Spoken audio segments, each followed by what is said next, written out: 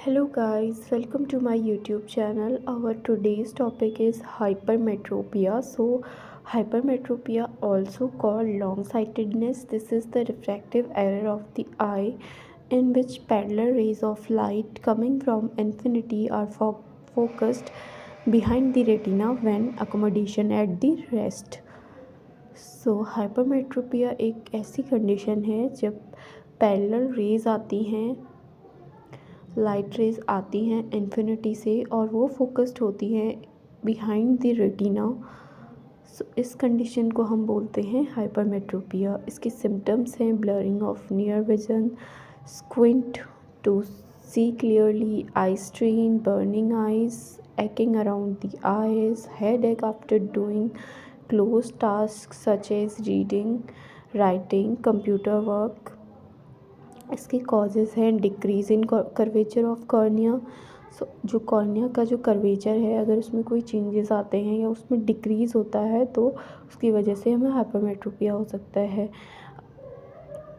अगर आईबॉल की लेंथ जो है वो डिक्रीज़ हो जाती है तो हमें हाइपरमेट्रोपिया हो जाता है। जैसे हमने मायोपिया में पढ़ा था कि आईबॉल की लेंथ जो है वो इंक्रीज़ हो जाती है।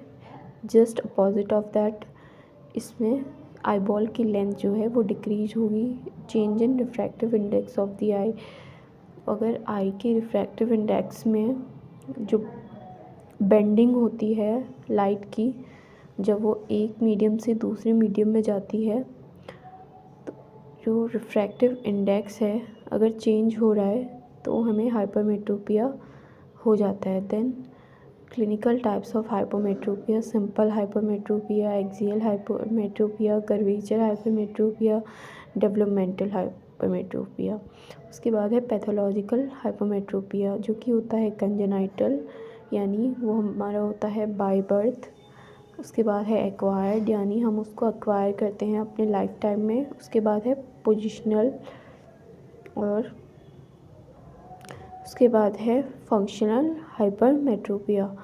तो फंक्शनल हाइपरोपिया में क्या होता है कि जो है इसके साइंस होते हैं: आईबॉल स्मॉल हो जाती है, ऑप्टिक डिस्क जो कि हमारी रेटिना में प्रेजेंट होती है अगर वो स्मॉल है, उसके अलावा कॉर्निया स्मॉल है, माइक्रो कॉर्निया है, स्क्विंट यानी तिरछापन। तो शैलो एंटीरियर चैम्बर है, एंटीरियर चैम्बर होता है कॉर्निया और आइरिस के बीच का जो डिस्टेंस होता है जिसमें कि एक्वस ह्यूमर फिल रहता है।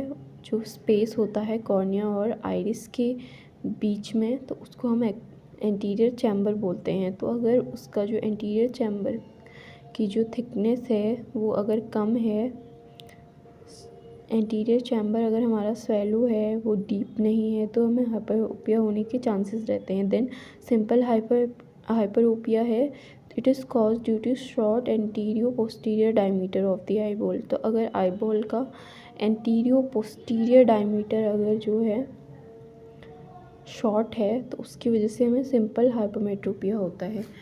Each shortening decrease axial length will affect +3 dioptre in hypermetropia. ठीक है, अगर हमारा 1 mm यानी हमारी जो नॉर्मल एक्सियल लेंथ होती है वो होती है 24 mm, अगर वो 24 से 23 हो गई यानी ईच mm हो गया तो हमें +3 डायोप्टर का हाइपरोपिया हो जाएगा। उसके बाद है curvature hypermetropia. In this condition the curvature of cornea और लेंस और बोथ फ्लैटर देन नॉर्मल। तो इसमें जो कॉर्निया का जो कर्वेचर है, कॉर्निया जो है हमारा मोर फ्लैटर होगा। जैसे कि हमने देखा है कि नॉर्मल जो हमारा कॉर्निया होता है वो होता है dome shaped, but in case of hypermetropia वो होगा फ्लैट होगा और कम्प्लीटली डोम शेप नहीं होगा, कॉर्निया और लेंस बोथ। उसके बाद है हमारा physiological hypermetropia. It may be hereditary, includes axial curvature hypermetropia.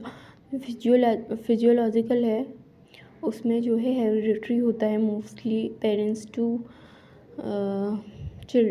Parents से उनके चिल्ड्रंस में होता है और वो ऐसे ही ट्रांसमिट होता है from one generation to another generation. उसके बाद है हमारे पैथोलॉजिकल यानी reduction in axial length due to pathology such as retinal detachment और रेटिनल ट्यूमर। तो इन सब पैथोलॉजीज़ की वजह से भी हाइपरमेट्रोपिया हो जाता है। उसके बाद इसके टाइप है congenital occurs at birth, small I है हमारी। इसके बाद है एक्वायर्ड है, अफेकिक है यानी absence of lens due to, और सर्जिकल रिमूवल है हमारे लेंस का, परफोरेटिंग वाउंड और अल्सर। तो इन सब की वजह से जो है हमें एक्वायर्ड हाइपरमेट्रोपिया हो जाता है, यानी हम अपनी लाइफ टाइम में, वो पहले से नहीं था, हम उसको अपनी लाइफ टाइम में एक्वायर करते हैं। उसके बाद है हमारा पोजिशनल यानी एबनॉर्मल पोजीशन ऑफ लेंस अगर अपनी फॉरवर्ड डिस्प्लेसमेंट या कहीं उसका डिस्प्लेसमेंट हो जाता है तो उसकी वजह से पोजिशनल हाइपरमेट्रोपिया हो जाता है। उसके बाद है index occur due to change in refractive index of the lens due to old age, also occur in diabetic patients. तो मोस्टली हमारी जो लेंस के जो रिफ्रैक्टिव इंडेक्स है उस पर चेंजेस होने के कारण और ओल्ड एज के कारण जो है हाइपरोपिया हो जाता है। और डायबिटीज़ जो पेशेंट है, शुगर लेवल जिनका ज़्यादा रहता है, उनमें भी हाइपरमेट्रोपिया होने के चांसेस रहते हैं।